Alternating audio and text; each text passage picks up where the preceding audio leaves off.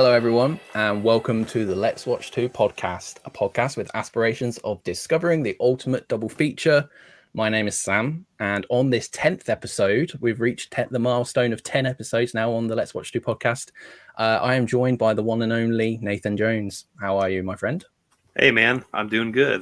Just started off the weekend, and I'm very excited because now I can start talking about movies, watching movies instead of work. How about you? Sounds good. Yeah, it's a very blazing hot Saturday afternoon here in the UK. It's about 29 degrees Celsius here, so it's hot for the UK for this time of year anyway. I was gonna say, for August, that sounds more accurate. So managed to beat the heat this morning and took my son to the local park, and we had a play and stuff. And now, just here, ready to talk about two awesome films. So today's episode, we're going to be discussing A Perfect Pair of Paranoid Pictures. I hope you like the alliteration there. So we're going to be talking about John Carpenter's The Thing, which is a film that is very near and dear to my heart. It's in my top 10 films of all time for the best part of most of my life. And when I first saw The Thing, it was my favorite horror film ever until I saw a little picture called Possession. And it pipped it to the number one spot. But yeah, this has been in my DNA for a very, very long time, and I know it's very close to your heart as well. So it's perfect for us to talk about this film, and we're going to be pairing this with Quentin Tarantino's The Hateful Eight, just to pile on the Kurt Russell in a secluded location vibe. So that's the order of business for today's episode.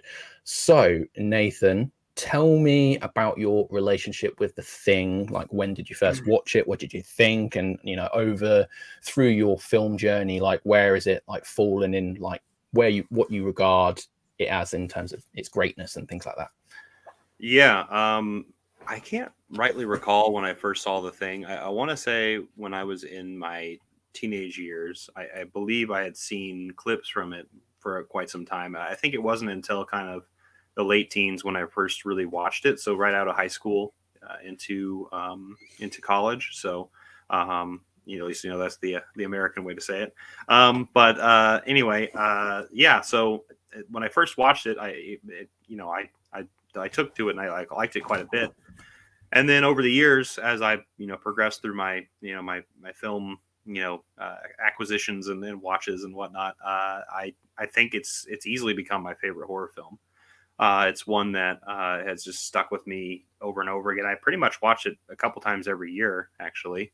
I couldn't tell you how many times I've seen it now, but it's probably around 15 to 20 times. So, which I think is pretty accurate because I've seen it a lot. I actually just, obviously rewatched it on this edition, which I just recently got. I know it's the UK edition of the standard kind of Universal Studios one, but it has a cool poster and all that stuff with it.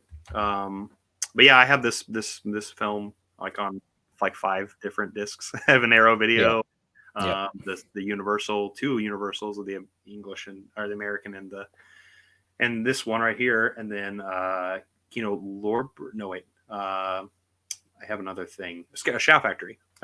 Scream Factory has it. So, and I bought it on DVD and all that. So, a lot of time with the Thing, and it's easily crept up to like I said, number one on my favorite horror films of all time. And so I know we'll get into that more as we progress with this. For sure, yeah. As I said at the top of the show, this was for the best part of maybe 20 years. A contender for my favorite film, and definitely my favorite horror film. And then as I watch more and more films and like sampled different genres and different filmmakers from across the world, it slipped the ranks slightly. I mean, it's still in my top 10. Will it remain in my top 10 films forever? I don't know, but yeah, it's something that I've probably watched maybe about 20-25 times. In my youth, when I first saw it, I watched it like quite a number of times, and then it's in the last maybe five years or so, maybe a little bit longer, I've only been watching it sporadically, like maybe once a year or once every 2 years, because there's so many other things to watch, but and I've got so many discs, on the shelves behind me that I've not watched, and other new films coming out.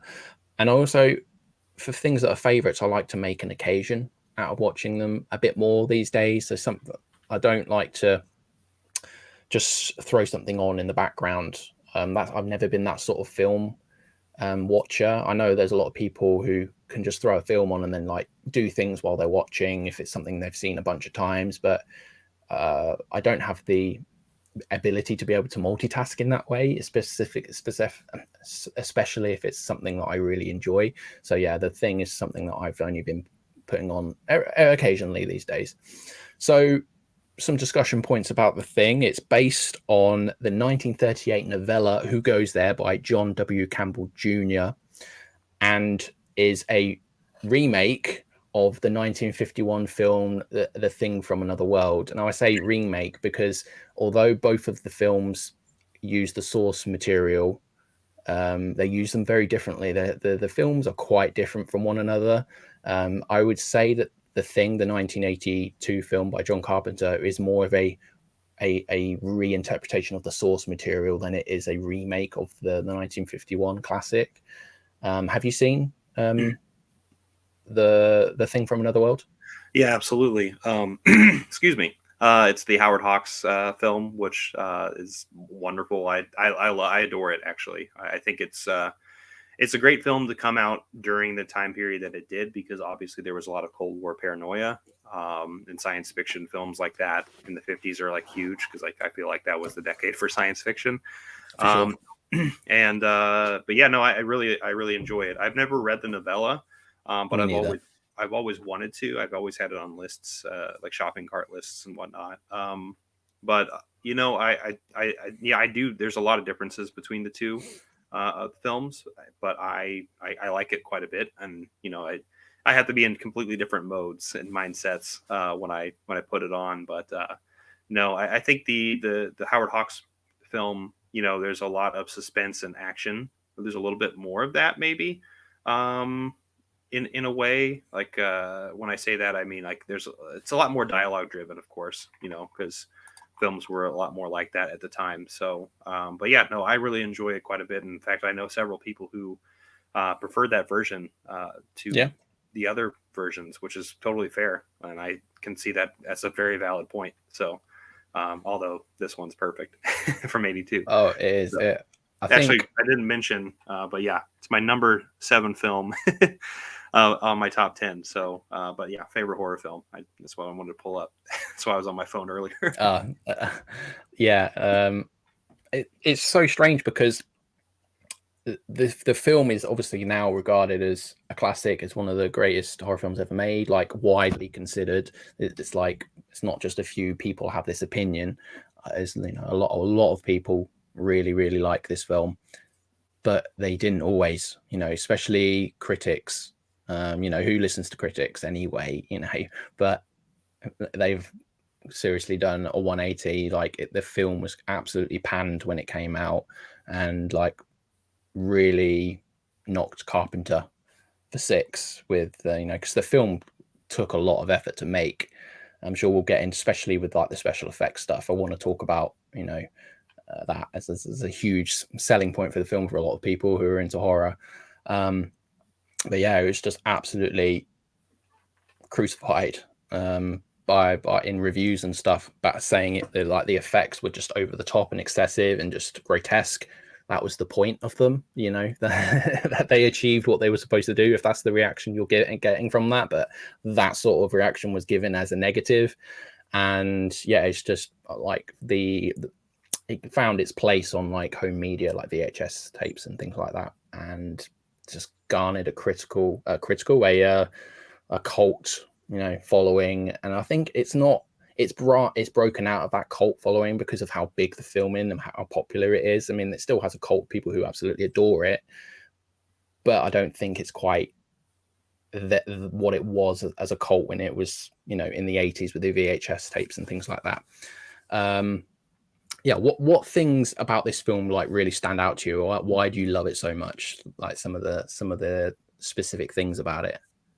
Well, I mean, the most obvious thing I think about the film is the environment that is played out, and we'll talk about that obviously with comparisons and whatnot. But with the film we're going to talk about later, but the environment is so cold and isolated, but like somehow weirdly inviting, or at least you're curious to see like what's going on in that environment. And I think the environment just plays such a big role into the paranoia and the claustrophobia, which is weird because like you're in the middle of this very vast thing, and but you're also isolated in this outpost with a group of people. And that's the other thing too is, and I went on record probably several times on at least on my channel and whatnot, but I love films that are kind of set in one location, which obviously both of these films we're talking about today are of that ilk. And so that is what really drives, I think, my interest of this film is a lot of it has to do with kind of the mysterious aspect of the environment, plus the one location kind of aesthetic to it, where you're trying to figure out there's this mystery going on. There's this era paranoia going on in the film that you're trying to figure out yourself, and you're along for the ride because you're on the edge of your seat the whole time. Even if you've seen it, many times, it's still one of those films you can just rewatch and be like, even still kind of be blown away by. Like you may not be surprised per se, but it's definitely a lot of films like I can think of where you're watching maybe a mystery film. After watching it for the first time, the effect is not there anymore on rewatch, and this is one that is complete opposite of that. I think it's more effective on the many times you watch it. I mean, the first time is obviously maybe the most effective in terms of figuring out what's going on with it, but I think this is truly one of those films that you can just rewatch over and over again.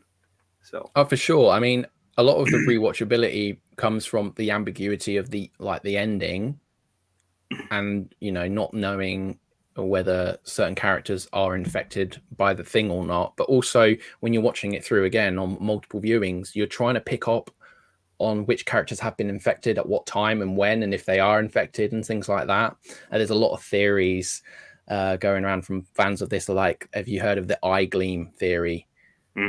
So or basically the breath theory.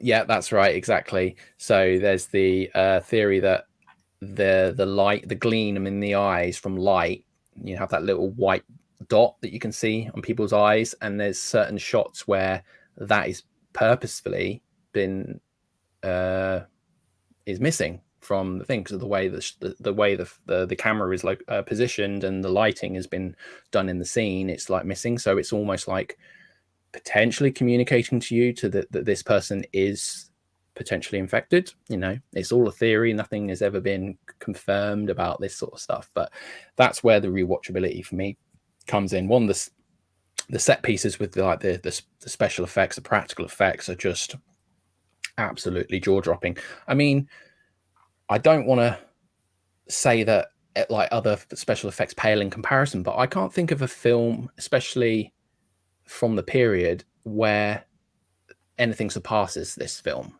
Like, there are some great individual pieces, like in An American Werewolf in London with the wolf transformation and stuff, which is just next level. But in terms of like before, Exorcist was wonderful with their practical effects. But I think you're right though. Sorry, I cut you in the middle of that. No. But yeah, so obviously the effects are done by Bob Botin, or I never know how to say his name. Is it Bob Botin or Bob Botin? I think it's Botin. Botin. There you go. Yeah. No, I didn't even say it the third way, which I didn't even say. I mean, how much of a fan am I of this film if I don't know what the special effects guy's name is? Who's Bob? What about Bob? Yeah. But yeah, so it had a budget of like $200,000, right? Which was quite a big chunk of its actual overall budget. But then by the end of the film, they managed to spend $1.5 million on special effects. And there were so many occasions where like Carpenter had to plead the studios and various other different people to like give the production more money so they could actually finish certain things. And just like reading about the making of and the production history of this film, you realize there were so many different set pieces that were cut because they couldn't make them, which is just like mind-blowing. Like the certain things that they wanted to do with some of the deaths and some of the transformations, and you're just thinking this could have just been even more crazy than it already was, right, based on all the extra scenes that they never made because they had to cut them because of time and budget reasons. But yeah, I'm just absolutely blown away every single time by these special effects, particularly the scene where obviously there's the big jump scare where I don't even know what those things are called, the paddles to restart his heart, basically. Mm-hmm. So then his chest opens and then the thing just bites his arms off. It's the bit where the head is separating from the body because obviously it's the fire, and we learn that it basically wants to separate itself so it can survive the danger, basically. And then it grows legs, turns into a spider, and just like crawls away. And just that scene is still stands up today, after all these years. It's just absolutely jaw-dropping stuff, and I love it. I can just gush over it all day long because the craft is just, I don't understand basically how they could do that, but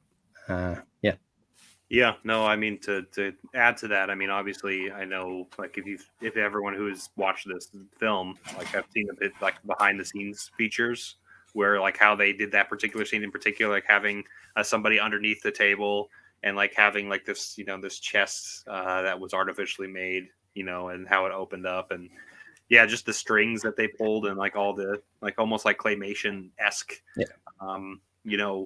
ways of editing, and just like it really is all about the craft. And I mean, that's just one scene, but obviously like the dog, the amorphous dogs, at the very beginning, that was like our first kind of tell of like, what the hell is this thing?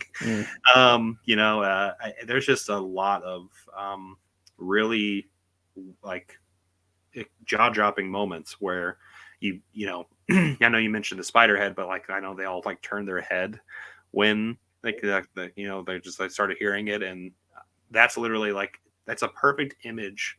That particular clip of them moving their heads, that's a perfect image of everybody who's ever watched this movie.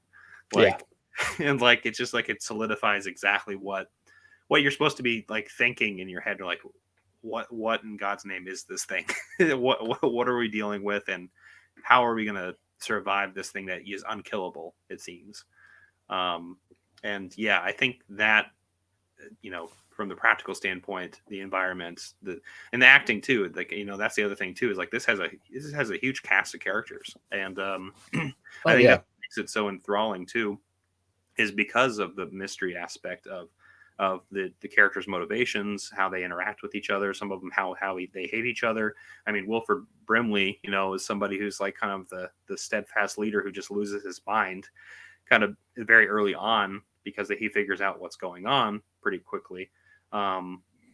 Just seeing his breakdown too, especially with the axe and whatnot too.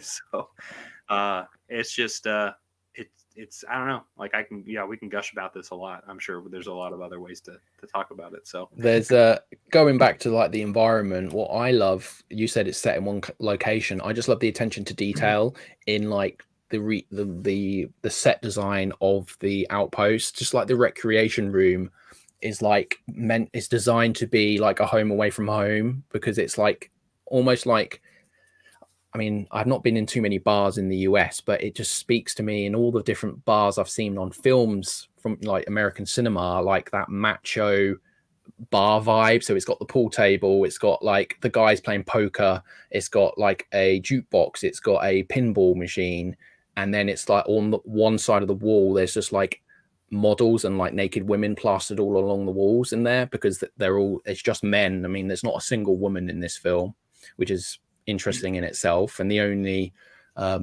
female presence in this film is the chess player's voice, which is voiced by Adrienne Barbeau, who was Carpenter's wife at the time and has been in a bunch of Carpenter's work like Escape from New York and The Fog. She's fantastic. But I just love that attention to detail, and just how it's just reinforcing like male stereotypes in some ways from the time, like even just the plastering of women on the walls, like to just maintain their macho-ness, because they're, I don't know how long they're there for. I mean, the film starts off with like everything happening, and Kurt Russell says something to the effect of like the first week of winter and this happens, you know. So have they only been there for a week or something like that? Like, I'm not sure, but they're in it for the long haul, because the winter's going to be a long old stretch. And obviously they need to get through it by being isolated for so long, but only with, you know, 10 other guys there. So Right. Yeah. It definitely, I mean, it definitely has that masculine, and I mean, that tinge to it too. I mean, obviously with the cast, you know, it's all pretty much all men. Like, it is all men. It is interesting too, thinking about, like, it makes me think of things like you know, how if you have Predator, right? It makes me think of a film where you have a lot of this mentality, maybe, of like, I'm a guy, I'm fine, like, I'm strong enough, we can band together and do different, like, you know, we can fend off things, or we can, you know, do our due diligence to figure something out. Like, we're very steadfast in trying to figure out how to solve something, right? But like something like in Predator, and also in The Thing, there's this really unknowable thing that really just strikes a lot of fear into that idea of masculinity. And I think that helplessness really does come through on this, and it turns into paranoia. It turns into mistrust and and violence, because that's going to be like the, you know, the cure for this is, like, we're going to have to be violent towards each other because of the fact that they can't trust each other. And so I think that, you know, I'm making this comparison with Predator only to the sense that, like, there's this idea of, you know, masculinity, like, kind of just like thrown into the out into the snow, into the cold, I guess, in the hot jungles in Predator. And the elements are just like, you know, they're isolated. They can't win against this thing. And that's what I love so much about, you know, The Thing is it's the fact that it's like peeling back the, you know, a lot of the societal kind of norms that I think we don't really think about too much, at least in terms of when we're put in an environment where you really don't have much to do. Like you're saying, like, you're playing, you know, poker, playing pool. How do you pass the time? Playing chess, you know, yep. Which, you know, we'll talk about chess again later.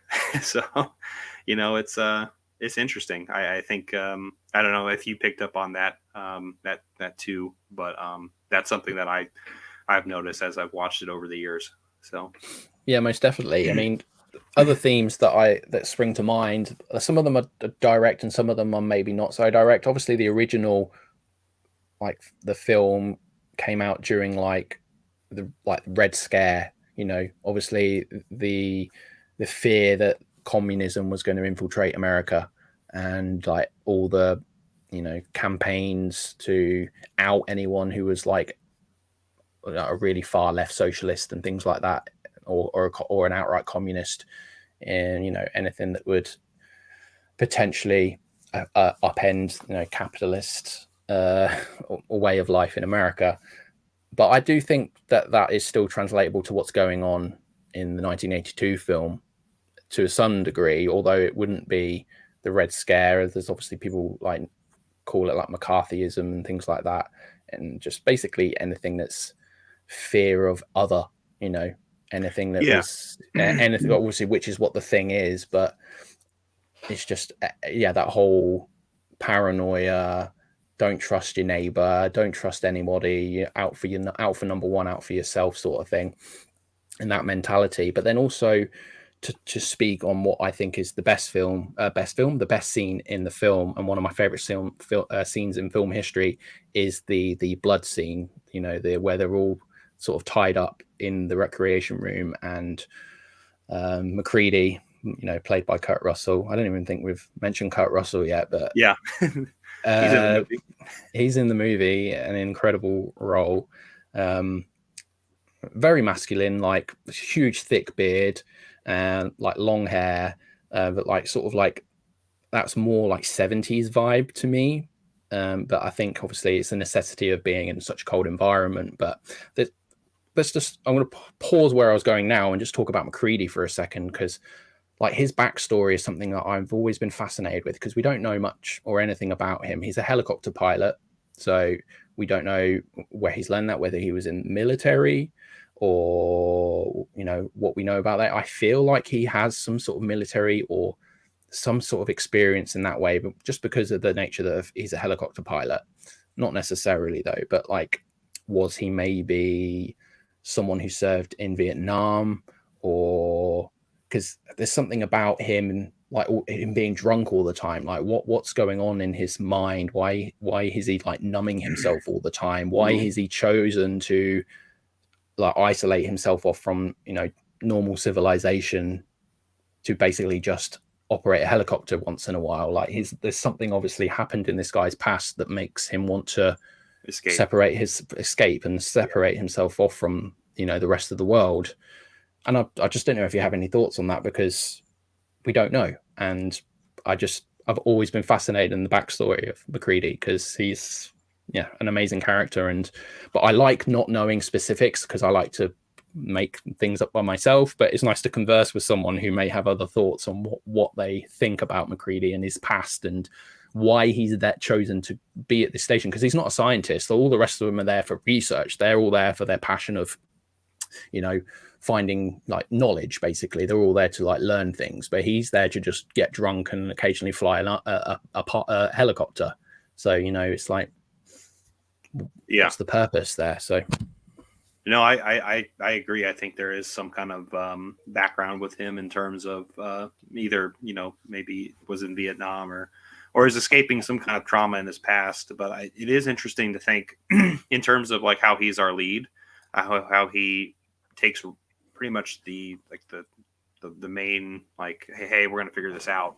Like that's the most interesting thing to me, is like, how does he switch from like that drunk, like almost like seems like he's useless, and like his only function really is to drive, you know, to ride that helicopter and fly people to places. But for him to take lead and kind of be the one who's like spearheading a lot of the investigating and trying to get everyone corralled together and whatnot, I think is the most fascinating part about it, because of that mysterious element about him.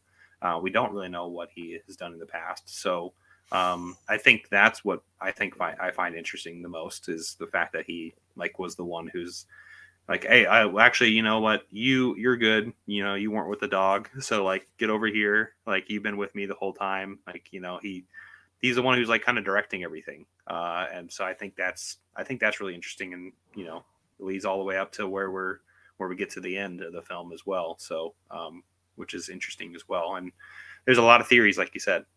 So I know. Speaking of like the dogs and stuff, there's obviously that scene not too far into the film where we see a silhouette of a man, like a shadow, and so we don't know who has like been the first infected. And just a little tidbit, I'm sure a lot of people know this already, but I thought I'd bring it up anyway because it's cool to talk about. But Dick Warlock, who was Kurt Russell's stunt double for the best part of like 25 years, he plays that shadow.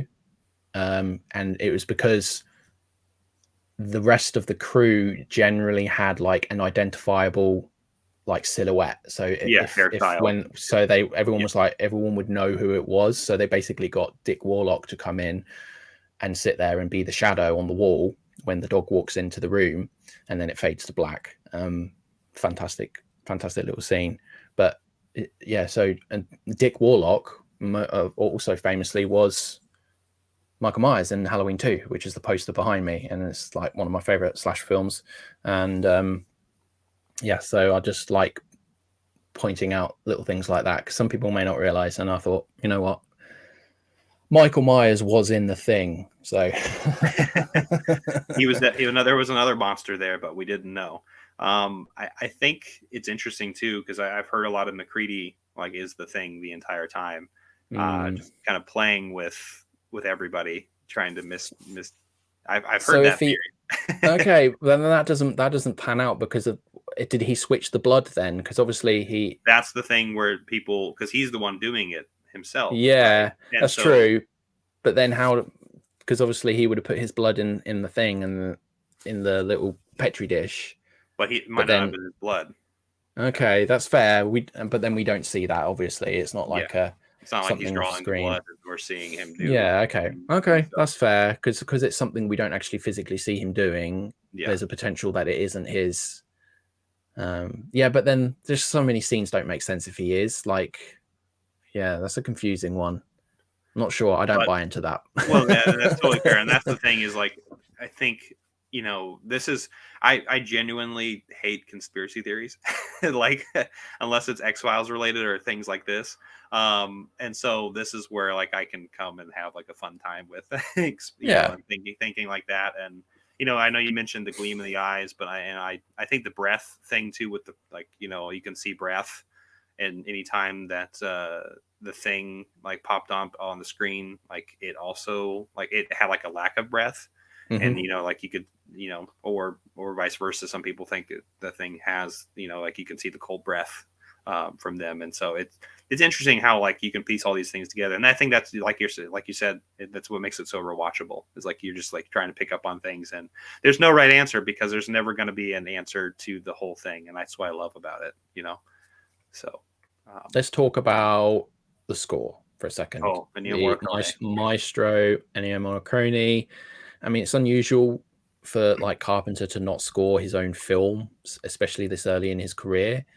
Um, but it's wonderful. Like it's absolutely incredible. I know that Morricone like worked under sort of not strict guidelines or parameters, but like Carpenter had a lot of influence on how the score was actually like crafted and stuff. So there would have been some input from Carpenter. I know he was sending him a lot of like cues and stuff for Morricone to work with when he was creating it, sending him a lot of like electronic samples and Mm-hmm. but that like just that heartbeat, you know, pump like Dun dun. cue that runs through the Yeah. film is wonderful. Some really fantastic music in it, and yeah, I absolutely love it. I mean, I've got the records. I've got it on vinyl behind me. I thought I'd put it on display behind me. That's the Waxwork Records. I'll show it just for. You're better than me because you have it. This is really cool because it actually like comes out like Oh this, man, I'm and getting jealous right now. yeah, and then it's gorgeous. I won't get it out of the actual sleeve, but it's Yeah. like on it's on gorgeous colored vinyl. But What's the yeah, color? Is it kind of icy color? you know what? I will get it out. Why Yeah, not? I was gonna say why not? Like you're doing this on the thing. Might as well get it all out. Ooh, yes. Like it's almost like you're trapped under ice, which is where this thing came from. At least in the most recent where it came from. Because at the very beginning of the movie, I don't think we mentioned this came from space. In a ship. Yeah, Which might be the yeah. goofiest part of the movie.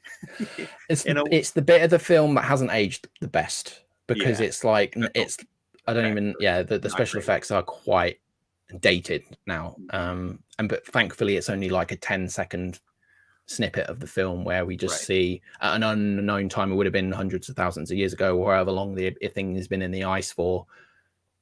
It's crash landed, and obviously that's the only bit of the film that's like aged quite poorly. Charming still to a certain extent, but as I It's said, still charming. it's like 10 seconds long, so it's not like a huge part of the film, but it's just the beginnings of letting us know that something is here. Hmm. And that goes straight into the main theme, which is what we were talking about just now with Ennio Morricone, which I know I had read that a lot of his stuff was scrapped actually for this film because like you're saying, John Carpenter had quite a little bit more of a stranglehold on this, just a little bit more in terms of how he wanted it, but he did keep the main theme from which is the one that we all know, of course, the dun dun dun dun, and then It's almost like Jaws, but the alien version, you know. yeah, and then you just have like those the soaring strings, like this, just like Mhm. the slow and steady. The dreadful. That's maybe the best way to put it. The dread that kicks in when that sound happens. But I mean, that's the same with Jaws too. Like the Mhm. dread kicks in. So Yeah, no, I love the score on this, and I'm glad that as good as John Carpenter is just with music in general, I'm glad that he had the assistance of Ennio Morricone, who is a legend, which we'll talk about again. We certainly will. And I speaking of him, actually, just brief pause, but this film right here that was most recently released is scored by Ennio Morricone.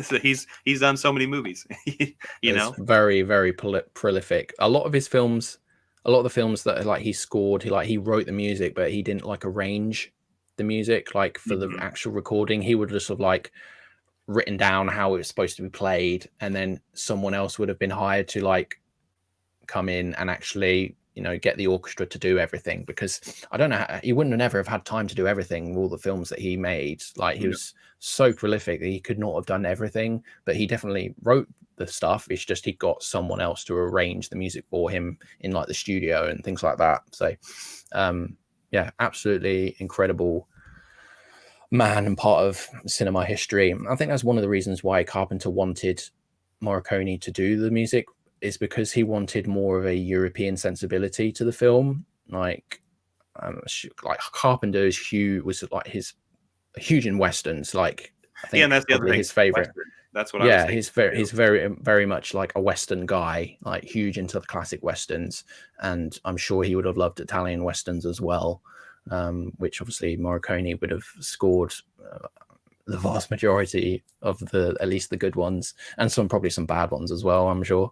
But yeah, absolutely love the music. So one more is there anything you want to talk about before I talk about one last thing before we move on to the Hateful Eight? Yeah, I just wanted to kind of highlight some of the cast, honestly. I think obviously we had mentioned Kurt Russell, Wilford Brimley in this are kind of the two big names, maybe, and Keith David, I would say, are like the three biggest names. Keith David's first like proper role. Yeah. I think it's his first like serious roles, because he was like he came from theatre originally. He was a theatre actor, and then he sort of moved into films and stuff. But I remember reading a bit about the production history, and he had to have a lot of guidance on his acting, because he was so used to being in theatre shows. You have to overact, because you have to reach your audience in the background. You haven't got a camera really close up to your face. So when you're like acting in theatre, you have to be over the top a bit more, so that you can like get your point across to people who may be right at the back, in the nosebleed seats. Yeah. So he had to really bring his emotions down a lot, and I think he's fantastic in it. And obviously he went to work on with Carpenter and some other stuff. Gargoyles is how I knew him, which is wild. Okay. That was my first introduction with him, was his voice acting work. And so if any of you 90s babies are out there, and late 80s, early 90s, you'll know Gargoyles, that cartoon. And he was Goliath, one of the main characters. And but yeah, he's done so much work, just live action, voice acting, theater, which is crazy. TK Carter, again, another good presence. It almost seems like he was not used as much as maybe I would have liked. But then again, there's a lot of screen time with mostly with Kurt Russell, but Bill Lancaster and David Clennon, just to name a few, the people in there. But like, there's a big cast in here. Weirdly enough, I feel like there's like 12 people in here in total or something like that. I don't know the full amount, but it's wild. It's 12. It's 12. There's 12. Yeah. That was a number I pulled out of my hat.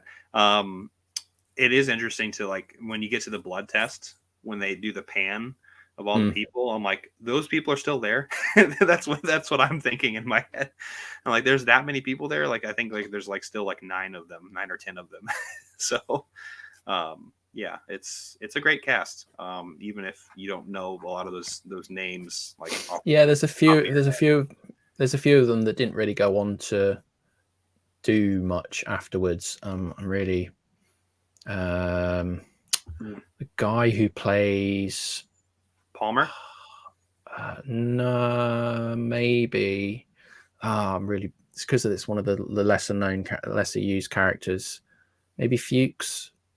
Might be Fuchs in the film. He's plays one of the biologists. He's not in it. Doesn't have a very terribly big role, but he basically didn't go on to do much after this. He did a little bit of TV work, and then just I think he just left the industry. Yeah. But yeah, fantastic cast and definitely instrumental in making this film work. Like their chemistry and just the way they interact with each other and the subtleties. They really feel like they've been not stranded, but they've been in isolation together for such a long period of time. Even just the scene where they're watching like reruns of like TV shows like on VHS and stuff, and they're like, oh, I know how this one ends, I'm just gonna put something else in, and then they're just chilling and relaxed with each other. But they all seem to have like not like each other in some respects, but that's possibly to do with them being irritated with some of their mannerisms and the way they playing live. music while one of them's trying to sleep, like, I got shot today, like, Yeah. turn it down. So one thing before we move on to the Hateful Eight is some news about a potential Thing sequel. Have you seen this in the news recently? No, I have not. I didn't know about that. Yeah, Obviously, so the this prequel is we're not talking about, but we're not talking about the prequel. I mean, I don't hate the prequel. I think know it's I just said we're fine. not talking about it. It's fine. Exactly. Fine. It's not terrible. It's just, but it's not good either. But it's like it's watchable. The CGI is a little egregious for my liking. But like in terms of like its acting, it's fine. And just the general plot and stuff, it's fine. And the concept of it, if it was executed better, was pretty cool. Yeah. But anyway, moving on from that, yeah. So like John Carpenter has himself in the recent days said that him and Kurt Russell have potentially been working on a Thing sequel. Now, I don't know how to feel about this because it's been such a long time since the original, and I don't know whether Kurt Russell would be in it if he was, and if he was, there's so much I love about the ambiguous ending that if there was a sequel, some of that ambiguity is going to be ruined because we're going to either know that Kurt Russell was the Thing or that he wasn't and Charles was, because the film is not going to pick up 40 plus years later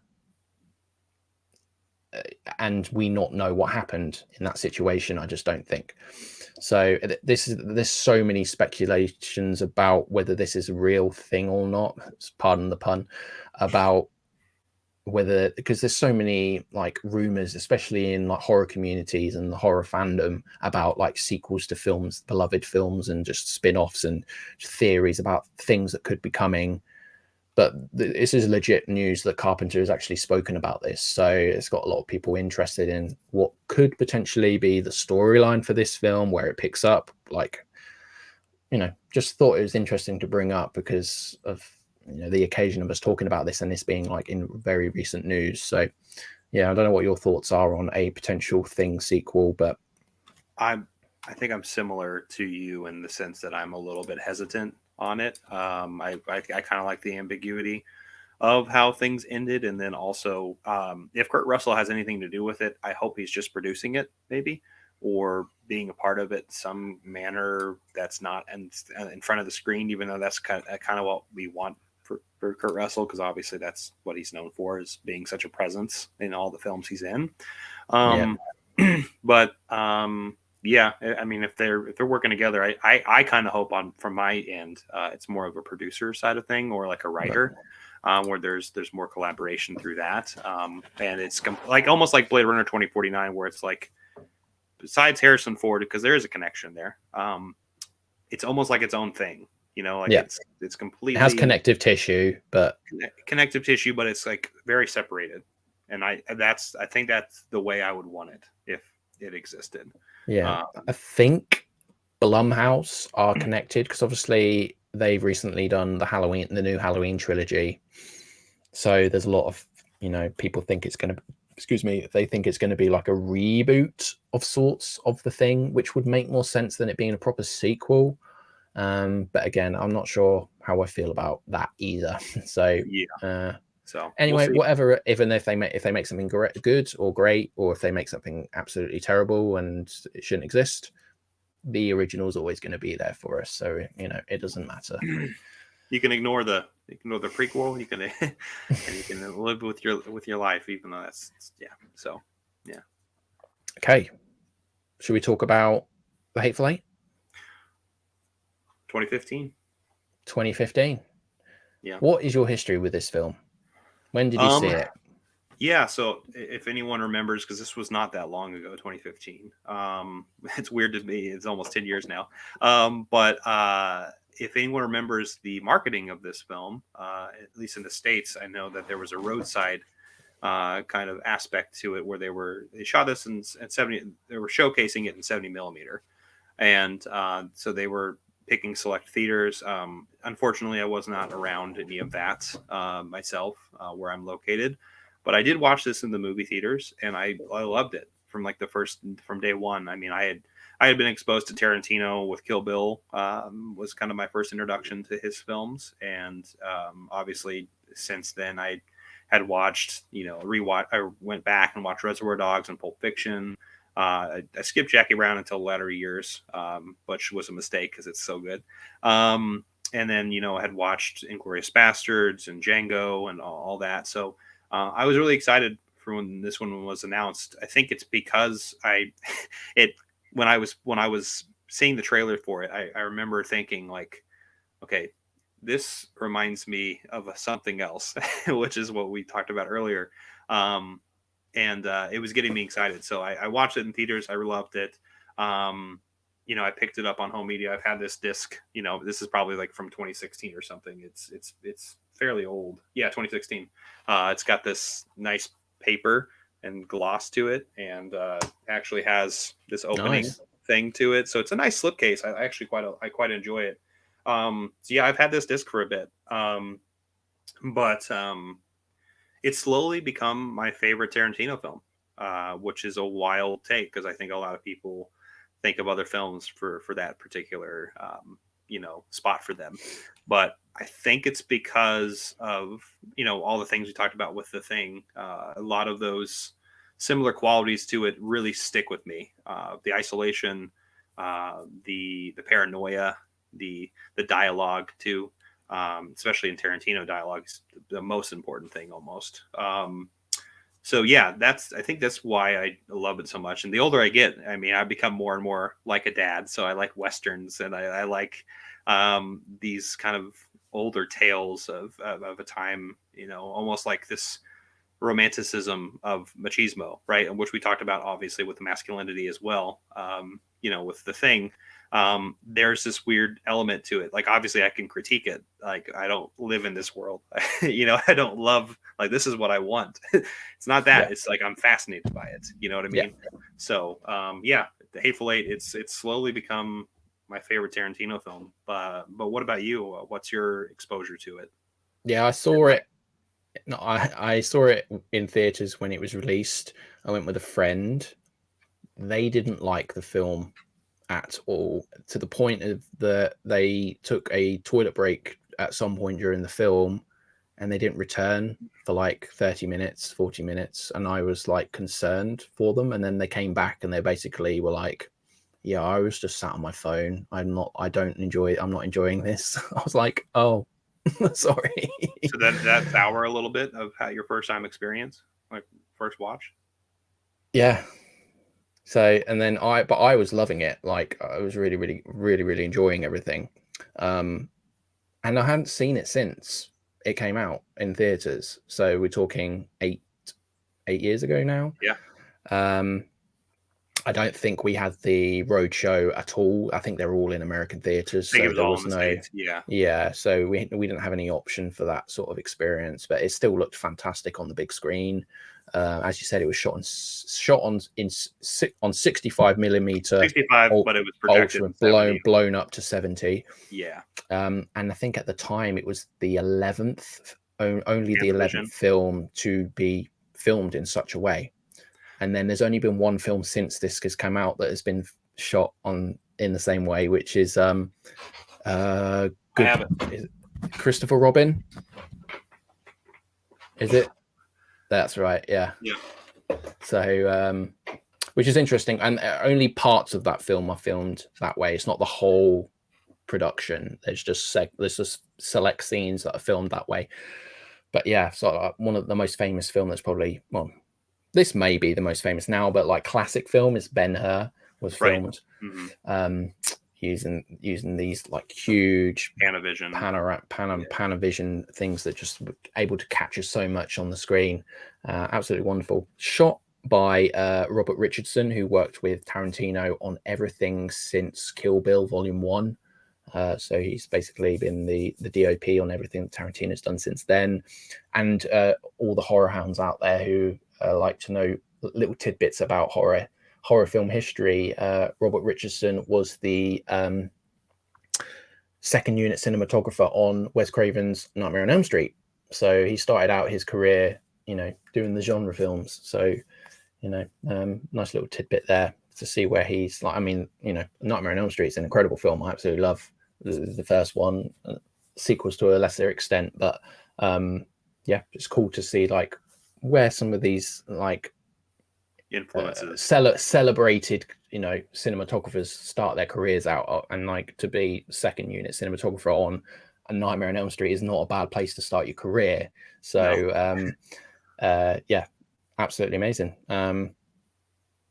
Thing I love about the Hateful Eight, like I said, talking about the Thing, is the mostly one location setting in like Minnie's haberdashery, which is just such a wonderfully designed set. Basically, I love the attention to detail again on just all the little trinkets and just things on the background that if you like pause a scene, you can just like look on the shelves of what she's got on offer to sell, like all the patrons that come in. Yeah. And it just feels like a really lived in space of history and lots of stories to tell. And definitely picked up on that a lot more this time. And just the use of the space is very creative, I find. Yeah, wonderful. Yeah. I think something like kind of thinking of going back to the Thing and comparison just slightly, just based on this idea of like the attention to details. I know we mentioned like the room where they all were like playing poker and playing a pool. It's similar to this, where it's like, like obviously we have the chess scene, between two characters. So there is a direct connection there. But I think I really love like, that aspect of like, you're spending a lot of time in this room, and there's that mystery element of this paranoia, like not trusting each other. It's something about to happen. Pretty much you feel that pretty much once they enter the room, like something's going to happen in this room. Like you already know that just going in from a Tarantino perspective, but at the same time, like it's that it's the candy in the floorboard. It's it's like where is I can't think of the actor's name, but Buck and Kill Bill, who's like, he's in the back, like just like it's like I'm just trying to visit my mom, and like it's these little like nuggets of information. You can't tell if it's like if you can trust it or not, and you can tell there's something going on there with the environment that makes things off, but you're so fascinated by looking at what's going to happen. I think that's what really sells this, as why it's one of my favorite films. So yeah, I think we've discussed this like at various different points, but I'm not a huge Western guy. I've tried many different Westerns from different eras, and I only can really gravitate towards some Italian Westerns in like from the 70s, like this late some in the 60s, but mostly like 70s. Exactly. Yeah. Which is similar to this. I mean, this is which make a good pairing. But I thought I did think about that as a pairing, but then I was like, they're a bit too similar. Maybe, I like having like one obviously the Hateful Eight is a Western, and then the Thing is a science fiction horror film. So but they have similar themes, but like Il Grande Silencio is still a Western, so but yeah, I like the neo Western, like the reinterpretation of the Western genre, like Django. And Django over time has maybe been relegated to maybe my least favorite Tarantino film. Oh, I I'm still thinking of like. Django at the original Django. That's what I'm talking Oh, about. Django with Franco Yeah, Nero. I yeah, mean, yeah, yeah. that's an incredible film. Yeah, I watched that's that what for I the was talking about. first time a couple of years ago. But yeah, that a little bit of trivia. But originally Django, the Tarantino film, Django Unchained, was supposed to have connective tissue to the Hateful Eight. There was supposed to be a connection between the two, but then it was written out because apparently it was muddying the narrative a bit too much. But I would have been interested to have seen how they would have connected, because they do feel like they're in the same universe. Absolutely. Yeah. So I'm sure, you know, there's always been those things of it's the Tarantino world, like the Reservoir Dogs universe is in the Pulp Fiction universe, with like Vincent Vega in Pulp Fiction being potentially hitman. Yeah, and being potentially related to a character from Reservoir Dogs and things like that. So and the whole red apples, you know, cigarettes thing that's in every single Tarantino film. So sort of shared universe thing, which I quite enjoy that sort of thing. Really, really good. Yeah. Yeah, sorry. Have you seen the extended version of this that was made into like a 4-part TV like show? I think it was on Netflix. I don't know if it still is, but it was basically an extended version and then split into like 4 like episodes. I think is that. Have you seen that? Not. I have No. not. I know I think it is still on Netflix. It might not be. But yeah, I have not seen that version, so I really can't speak much on it. Have you seen that version yet? No, I'm just looking it up now, just because it just popped in my head. Yeah, I've always wanted to, but I'm waiting for this to be on 4K. Really, this movie is gorgeous, and so it would look quite good on 4K, I believe. So, apparently it was removed, so it might not be on there. So yeah, it was an extended cut split into a mini series of 4 episodes. It doesn't say exactly how much longer it is. I mean, because the film is like maybe 2 hours, 40 minutes. Yeah, 2 hours.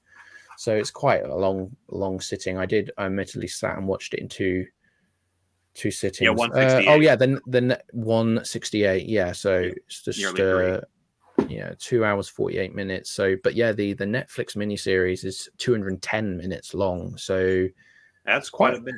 Yeah, that's Lord of the Rings kind of little addition stuff there. Yeah, that's 42 minutes longer. So that's a lot of stuff. That's a lot of scenes. I know that they basically fleshed out a lot of the characters and had just extra dialogue in haberdashery and things like that.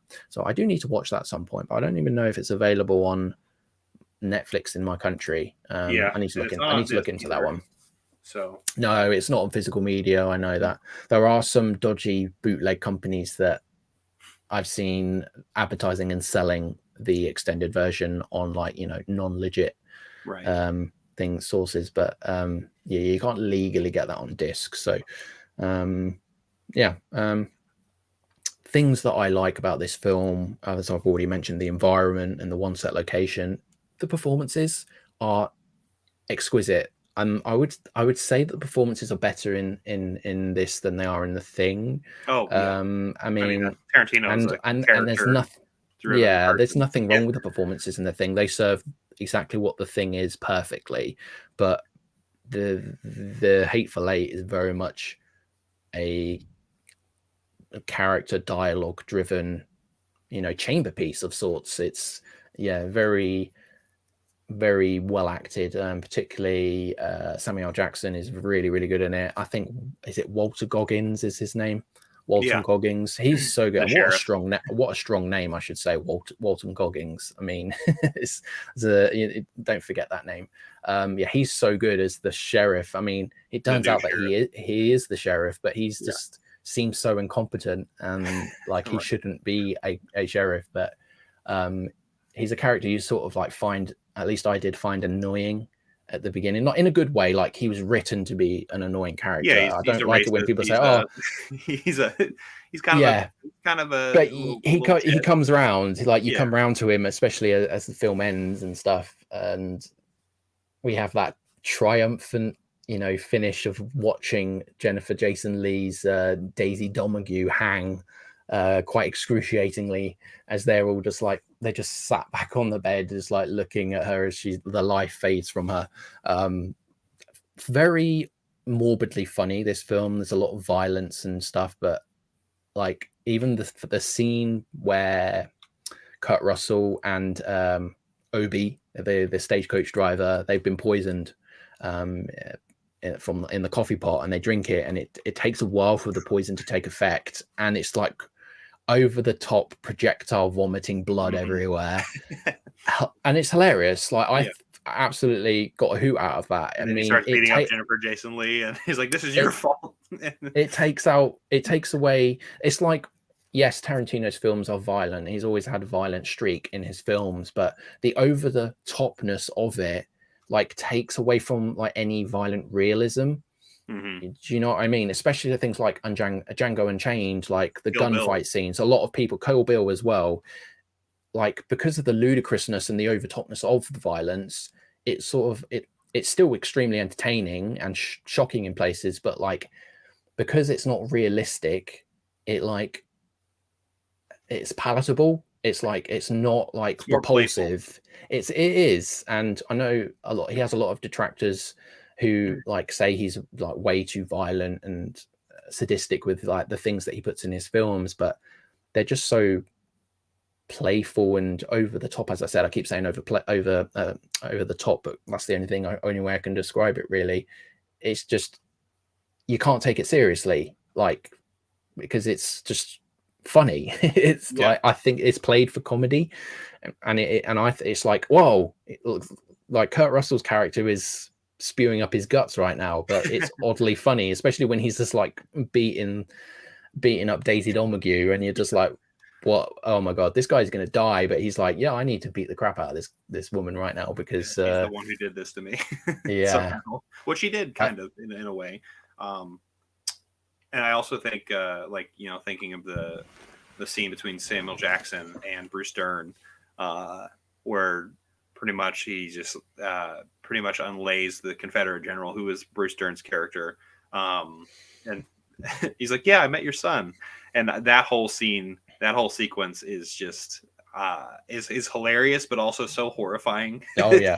It's like what? And then you get images too, because you cut to kind of what maybe Bruce Dern's imagining. That's how I imagine it. What's going on, because that's what he says. It's like, oh, you've got pictures in your head now, haven't you? That's what he says, because he's describing this like the situation so well, and then obviously it's like cutting to what I think Bruce Dern's character is thinking in his mind, which is it is equally hilarious, but also like, oh my god, this is maybe going too far, but but then it's like, no, all these people are racist pieces of shit. So that's the whole point of the movie. Everybody in the movie is a racist piece of shit. So there's nobody who is like weirdly enough, Walter Goggins is like the most likable of the entire bunch of them.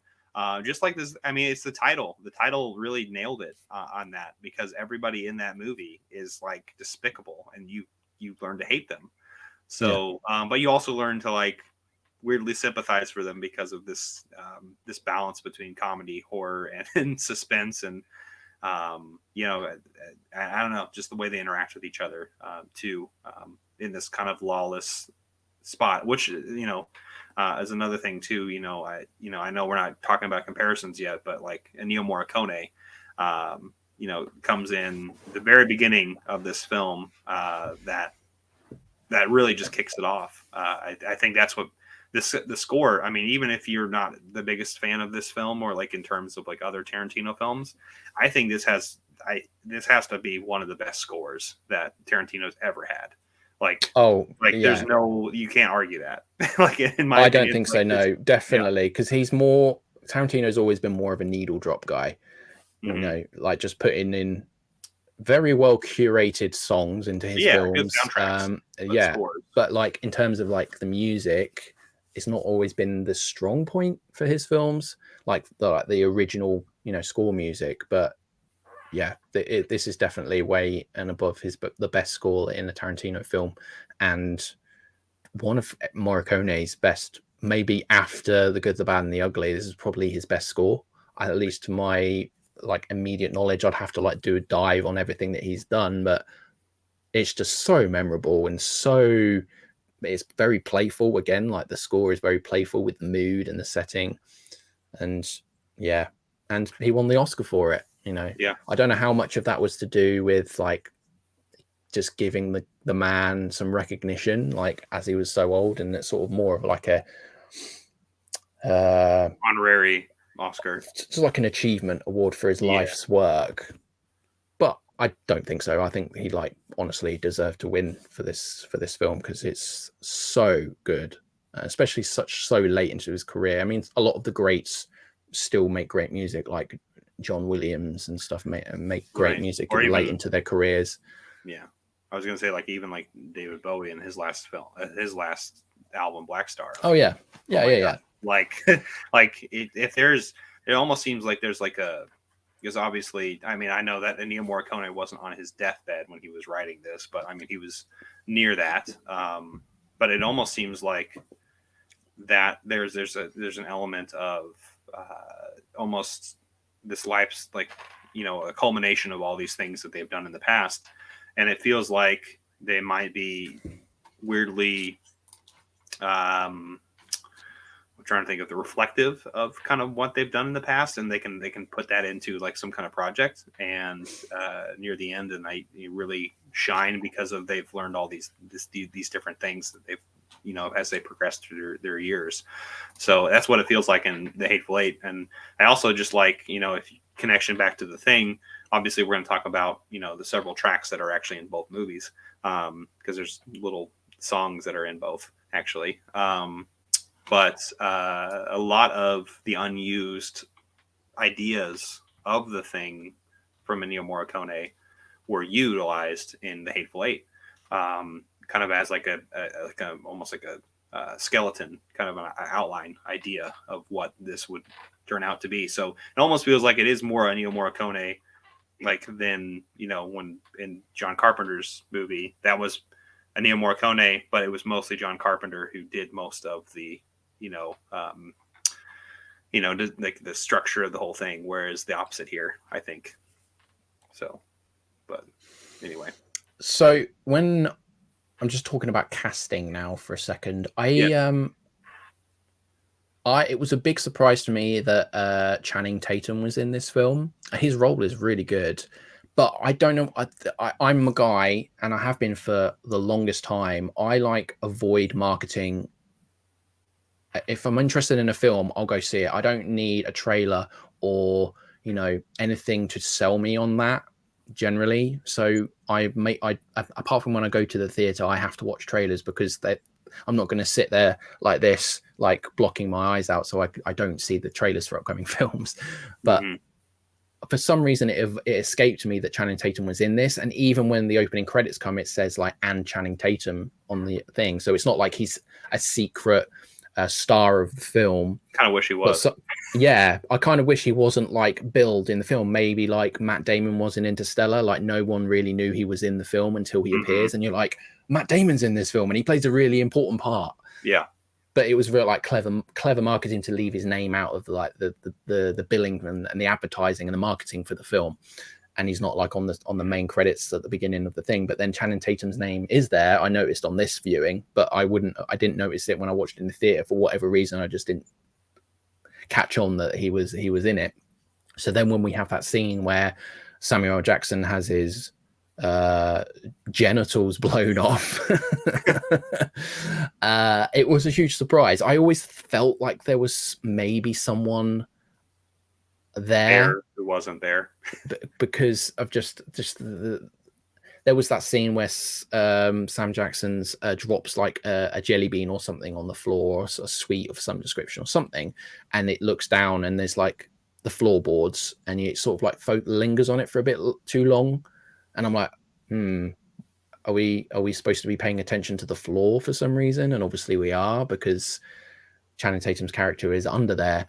And his little his little role in the film is fantastic, especially with the flashback that we have of the narration, which is narrated previously by Quentin Tarantino. Narrates the little, like, earlier on in the day sort of thing, with that scene where Daisy Domergue has the secret, and we have that the arrival of the 4 passengers arriving and basically killing everyone, or a lot of people there, and leaving the general alive because he's an old man.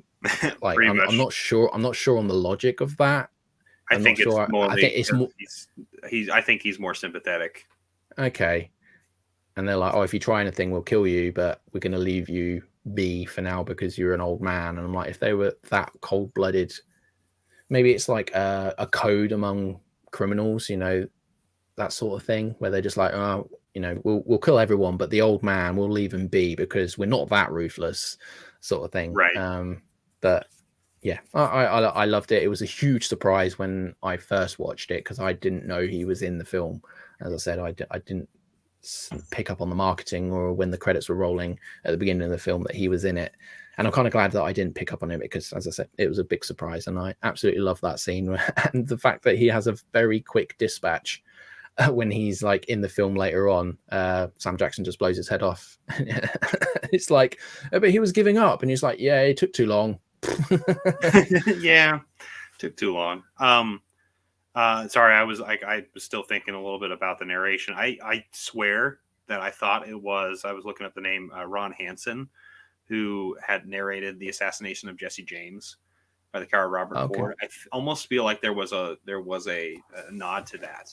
I feel like there was an idea, because the narration seems a little strange in a way, because it feels like it almost like takes it out and like, oh, it's like this is like almost like a Wes Anderson kind of bit in a weird way. But I also thought about Assassination of Jesse James and the narration there, which I think is wonderful. But it definitely had a very similar tone to it in terms of elocution, like how he was speaking and how he was going about it. There was definitely that side of things, but then again, they're both Westerns, so there was also that. I didn't know if you picked up on that at all. I don't know if you know how I am about Assassination. Yeah. I love that film. So yeah, we need a good release of that film. I'm telling you. Yeah. Yeah, so it was Tarantino who did that narration, right? I'm not just making I just looked it up as we were doing that. I was going to say, sometimes I say things and I'm like, is that right? Or have I just imagined that and I'm saying it's a fact when it's actually not? No. Yeah, I agree. There's a few things that I can't critique the thing. I just can't. I've tried to objectively look at it, and it is very, very difficult to separate special effects on the very opening. Like, it's just only negative, which it wasn't. It's exactly. Probably the only negative I have for the film is that the really dated special effects for the intro bit, but that's such a nitpick. It's such a little thing, yeah. It's one of only a handful of films. There's films that I absolutely love that I don't think are perfect, but The Thing is one of only a handful of films that I absolutely adore that I do think is like perfect for me. Like, I just can't critique anything for it.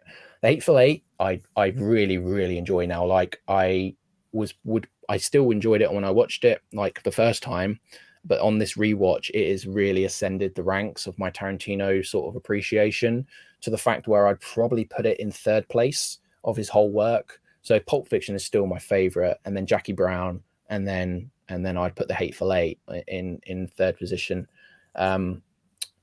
Had some discussions about this in some like Discord groups about how some of Tarantino's work is a little too derivative, especially when you become more versed in cinema history from across the world. You realize some people say he rips off films. I wouldn't go that far, but I would say some of his films aren't homages either. It's that in between space of like just wearing your influences too much on your sleeve, right? And it's even like the music cue from Kill Bill that was in I've forgotten the film now. It's a Shaw Brothers film. Or No. oh, That's a huge influence on the film. But there's the oh, you're musical talking cue about from. the first box sets. Yeah, that's right. Oh my god, I Is it forgot. King Boxer? King Boxer. Yeah, Yeah, that's yeah. right. And then there's that like alarm thing when he's like exactly that. Yeah. And I Mhm. was like, I thought that was the original piece of music for the film, and then you realize it's literally the exact same music that's been put in, and I'm like, I'm not sure how I feel about that now. I have an And interesting yeah, point to the critique, which is totally valid, I think, and thinking kind of that cross between, like, is it a homage, is it is it a ripoff? There's that in between space, but to me, it's like I think a bit more in terms of like this is like my entry point. Now I can go back, and if I watch these things, it's almost like it makes it even better for me in terms of like the influence, because I mentioned Lady Snowblood, we mentioned King Boxer. It's like then when you watch those things originally and you're like, wow, I originally was like, watched this in a Tarantino film, or I watched this. It's almost like a cultural reference, and I love the references that are here because it makes me think more about like, okay, there's something going on here where I can look back and I can watch the original things, and it's like listening to Wu-Tang, right? I've been a big fan of the Wu-Tang Clan for quite some time, but all the samples that they use, right? And then watching something like the I can't think of the Demon Cart. Why can't I think of the Lone Wolf and Cub series? Using a lot of that, like, and I'm like, oh wow, like these are, and that's what discovered with martial arts films is just like a lot of the things that are homages, or like they use clips from different things. It's like that's what I find really fascinating, because as somebody who is like adores this medium and also music as well, it's almost like it's almost like private communication to each other in a way, and it makes it feel really unique. So I think for Tarantino, obviously he rides that line, but I think it's a positive thing in my opinion to utilize this, because it makes people really kind of discover the past, which I think a lot of people are very much now what's on TV right now, what's on streaming services at the moment, and obviously on our space we all talk about things in the past, but for the majority of people it's kind of hard for them to get into this, and Tarantino is one of those people who crosses that line, and I think that's what makes it great, because you can get people who are normal into this stuff more. That's cool. I like your take on that.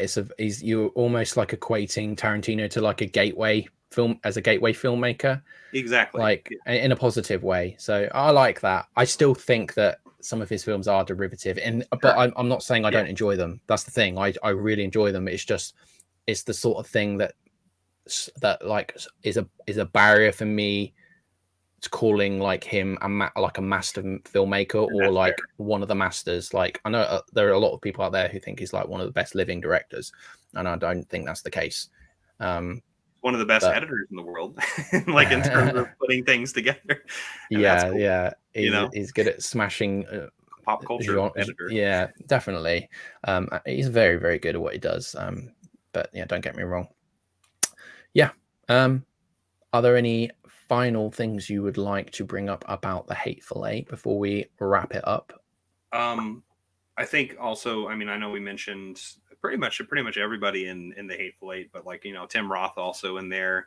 Like this cast is like, it's amazing. I love his 2 different English accents. So he's got like his Cockney and then he's like posh. Yeah. Don't know exactly what sort of what region. Starts off very posh and like, I'm very trustworthy.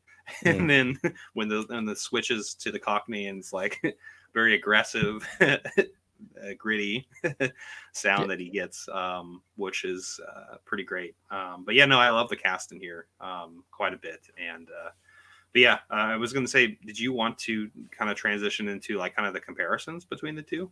Yeah, let's just talk about some like transition into those. So let's talk about the setting. Oh, Kurt sorry. Russell. What? Kurt Russell was in both of these films. Both of these films are scored by Ennio Morricone. Both of these films have snow in them.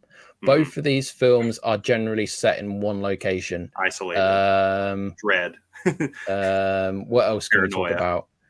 Yeah. Both of these films are violent. What else? I actually have a list here. So Go if for you it. the people, so obviously I mentioned chess earlier. Like there's the chess and there's chess. There's a lot of shots that are very similar to each other. In fact, a lot of the helicopter and the carriage scenes are very like if there's a lot of images of that. So if you pick up on that, if you look at them side by side, there's a lot of I guess homage or whatever word, whatever bastardization we were talking about with Tarantino is there. And a lot of like when our driver comes back into the building and like falls on the ground because it's so snowy, like you just break the door into it. Like it's the same thing with in the thing where like they go out and then they come back and they're like oh gosh, there's so much out there, like gotta get all that. So there's that. The axe that Wilford Brimley has and the guitar that Kurt Russell has, those are some two similar things.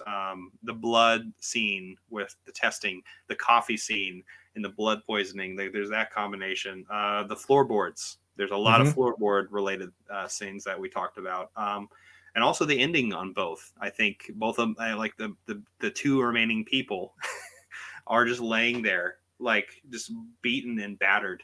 And both movies end that way. Both movies end with just two people, just like kind of like tattered and like, what the hell's next? Like, and it ends in this ambiguous thing. Yeah, I mean you would think that in the Hateful Eight, both those characters will just die, unless there's some truth to like the Domergue gang turning up at some point. But you would think they would die long before that anyone turned up to the haberdashery. But then the thing, they've got no means of communication. They have no shelter. One of them is likely the thing. It just seems to me like either they both die in the thing, or the thing triumphs and goes back into hibernation or something until a later date. So yeah, I like that comparison. That's cool. Yeah.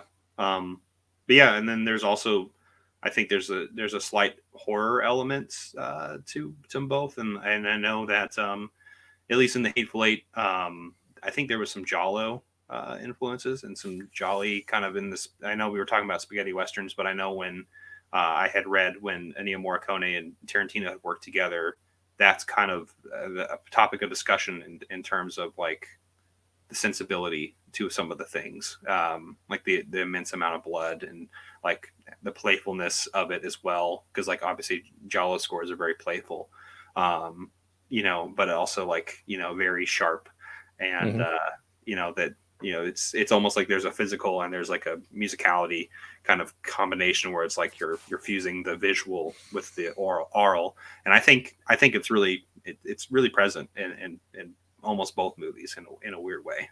So, but I know that might be a stretch, but no, that's great. I love the comparison. I just love that they're both paranoid. Wintry Hells. At the core of it, they're like paranoid thrillers, really. And obviously the thing adds in the sci-fi horror element, and then the Hateful Eight is like the Western and also the racial stuff going on in it. Yeah, sociopolitical stuff in there, like set not too long after like the Civil War ended and stuff. So, and yeah, there's like some direct dialogue about black people only feeling safe when white people are disarmed, basically, which is basically a direct through line into today, and particularly like 2015 when the film was made. So it was like social commentary on to America today, or then, and it still is the same situation today. So yeah, two fantastic films. The Thing being one of the greatest things for me that's ever been made, and I have a newfound appreciation for the Hateful Eight, and it's definitely ascended the ranks of my Tarantino appreciation. So fantastic pairing, and I like the fact that they have a lot of similarities in their themes, but the films like are pretty different, apart from both being very tense and violent. Like the whole thing, like the prosthetics in the thing and just everything that goes on in Hateful Eight. Just they are two. You not feel like you're watching the same film twice, which is I think what makes a good pairing. I think as we're on, this isn't like a milestone. We're on episode 10. This may be my favorite pairing that I've done, like in terms of like how they complement each other so well. So I think this may be the pairing to beat moving forward. So I don't know, in the future maybe I'll have like an episode where I'll recount some of like the best pairings that I've had in the past and just like talk about why the pairings, like a special one-off episode where I talk about some of the pairings that have been on the show in the past, and then discuss which ones are the best ones, sort of like an up-to-date ranking of, because that's at the top of the show. I say this is a podcast with aspirations of discovering the ultimate double feature, and so far I think this is the best. I don't know if this is the best double feature that could ever be, because that's obviously subjective, but in my opinion so far this has been the best double feature that I've done for the show. So well, yeah, it's the one to beat. I think the Rebecca, the first episode that I did with Elliot, with Rebecca and the Phantom Thread, that is a very close contender. That's such a good. What about such that a good pairing? Rock. What do you think? Yeah, that's a very good one. I think every show, every pairing has been at least interesting and good. Otherwise, I wouldn't have paired them together in the first place, So, but it's when you talk about it at length that you sort of find all those nuances, when you bring up things that I haven't thought about, and I'm like, oh yeah, that is really interesting, and it just like cements how good the double feature is. So, any last thoughts before we sign off? For people, I'm sure. For people who are watching or listening, I'm sure that many of you probably have seen these films, but I urge you to kind of watch them in that double feature kind of mentality. Obviously, if you have the time, or space it out in a week, because obviously, especially the second film is fairly long. But I had a lot of fun with this, and these are two films that I think I would echo kind of your statements, and like in the connectivity of these two together being a double feature it's really strong. But it also, these are films that are highly rewatchable, at least in my eyes. At least the first one is probably for a lot of people, but they're both very enjoyable. It doesn't feel like a chore to watch these movies, in my opinion. But obviously that's just my opinion. But I love these movies, and I appreciate you having me on for this. So of course, we'll definitely do more of these in the future. I think I've got like a rotating set of friends, and I'll have some special guests on now and then, but I have some you'll be on again. We'll definitely be collaborating on another double feature. I won't name it here, but there's one film in particular that me and you want to talk about, but we're struggling to find a good pairing for. We'll get there. I'm sure there's something that will tick the boxes on certain things that we want to happen. So yeah, just in case anyone doesn't know where to find you or what you do you want to just like plug your channel and stuff? Yeah. So I'm on YouTube, specifically Blu-rays with Nathan Jones is my channel, and that's where I post most of the things that I do. I've had Sam on plenty of times for various reasons, from a film journey series that I do, where I talk to other content creators and people in this space, either in the podcast world on YouTube or in the film world in general, really, where I get to talk to other people. I talk about various physical media releases and my connection with them and things like that. So it's kind of all over the place, but I like to engage with other people as much as I can when I'm not so damn busy. But if you can follow me on YouTube, that's where I'm at. So no worries. Yeah, definitely check out Nathan's channel if you haven't already. If you enjoyed this episode, give it a like. That'd be fantastic. Leave a comment down below, like what you think about the pairing of The Thing and the Hateful Eight, and just I'm always open to get recommendations for double features, because eventually you're going to run out of ideas for this show. I mean, this is only episode 10, so we're going to have a bunch, but I'm like looking for really interesting ones. There's a lot of like not famous but like obvious pairings of films, and I'm looking for the more interesting, like off the beaten track sort of double features. So if you have any recommendations of things like that, put that in the comment section below. Yeah, I think that's everything for now. So thank you everyone for either watching this on YouTube or listening to the audio version on wherever you find your podcasts. And until next time, everybody, take care.